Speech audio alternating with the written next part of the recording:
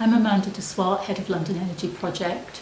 We're a group of local authorities, health trusts and Greater London Authority bodies in London and the South. We started over 10 years ago now, and we were set up initially to look at how these bodies purchased energy, because there was a view that we weren't all getting good value for money, and also how we all were managing our energy, in particular the back office side of things, payment practice and data handling. It was quite a challenge to look at that, because if you can imagine, we have about 45,000 supply points. So we had to get the prices for all of those 45,000 supply points and sort of put them through, if you can imagine, a big data sausage machine, and look at all of those supply points and all of that data. And lo and behold, having done all of that, it was established that no, we weren't all getting good value for money, because we were all buying pretty much on our own at different times, and therefore it was obvious really we couldn't all be getting good value for money or doing something different. So the big challenge was, how do you get 40 odd sets of organisations who were all doing virtually the same thing in a slightly different way to agree to do it pretty much the same way? And so we started a project to have a collective procurement to buy what is now common practice and was then not at all common practice, which is flexible, aggregated, risk-managed procurement. It really rolls off the tongue, so I'm going to now call it flex contracts. So a flex contract allows you to buy bits of energy over a period of time and manage the risk by doing that. So instead of going out to the market and saying, I'm going to buy energy today, which could be the worst possible day in the year, you buy little bits of it over a period of time. And that's what we did all of that time ago. But as you can imagine, this was people's jobs. So a lot of people were like, hang on a minute, I don't want you doing that for me because that's my job. So there was a lot of negotiating, talking to people and saying, well, actually, we're not taking your job away. We're saying we want you to be involved in buying energy in this way. And by doing it in this way, you can actually get on with your real job, surely, which is managing energy, which I'm sure is what you really wanted to do in the first place. Reducing energy, looking at carbon, doing all the things that you've always wanted to do, but you've always been bogged down by messing about with this buying energy malarkey. So it took time, and I think it's fair to say that some of the people who were there before me perhaps didn't have maybe the people skills of talking to people and making them see things in a different way. So a lot of work was done around that, and we were able to do that successfully. So what started out as a project of buying energy in a slightly different way became this kind of big programme of collective procurement, changing back office programmes, looking at how we might get our data streams, looking at all of those sorts of things. And now we're in a position of saying, well, we're buying energy better, we're managing data better. Let's look at other things like social value, environment. And now, even more so, we can say, actually, with all of the smart data we're getting, all of the automated meter reading that's going in, the world has changed, IT has changed, we're in a different millennium now. So is there a time in the next 10 years where actually we're going to be looking at, isn't it better that we maybe look at generating a lot of this energy ourselves from green sources? And actually, do we need to even have bills coming in through the door at all?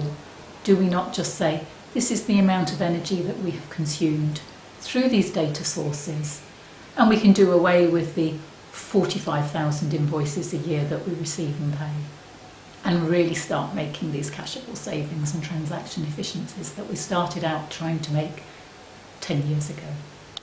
So one of the more recent things we've done is we've joined up with the London Procurement Partnership for Health to join up our health estate and our local authority estate. This has allowed us to have our nighttime and daytime use for hospitals, mostly using energy 24/7, local authorities daytime, street lighting, nighttime, giving us overall a 24/7 days a week energy profile which is most attractive to energy suppliers. But it also allows us to look at joining up our carbon agenda, our social agenda, and this is a really important thing with health authorities now having to look at health prevention as well as health treatment, because people having access to better paid jobs and local employment through supply chain opportunities that we're hoping to deliver through this tender.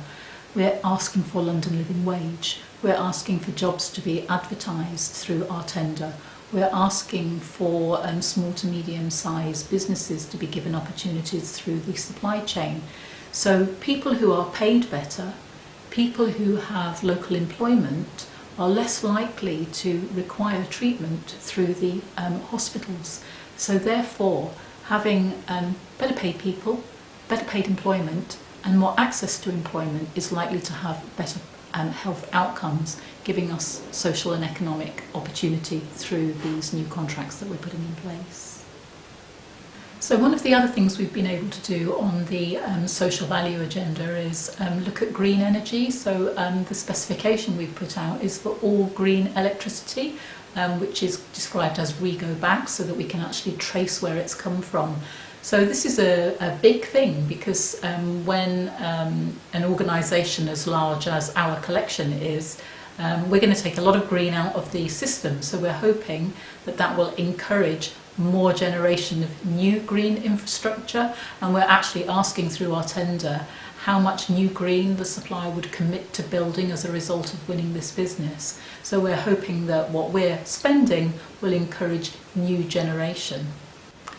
So things we've learned through the process, really, when we talk about harmonising our requirement, is to kind of get 80% of the requirement working for 80% of the people 80% of the time.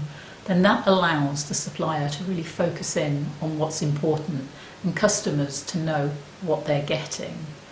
And the other area is that you just can't assume that you're going to get what you need, and that if you don't specify it, you're actually not going to get it. And you think, well, obviously I'm going to get a bill. Well, yes, you might do, but it might not be what you're expecting to have in it. So if you really must have the ability to put your account number in it, then you really need to say, I need a bill that allows me to put my account number in it.